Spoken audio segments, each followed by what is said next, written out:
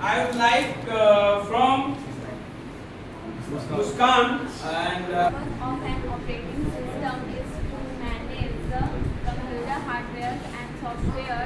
It is the link between users and the computer. okay, good. And what is the difference between program and software? What is the difference between program and software? Yes, sir.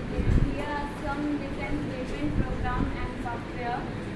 First of all, program is a set of instructions that work a specific task, and while the software is a set of instructions that work a specific task.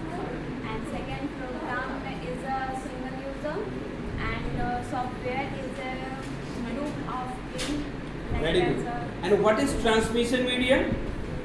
Transmission media is a communication channel that carries information receiver to sender, and it is also known as a communication channel. It is two types, guided and unguided. Very good. Sit down.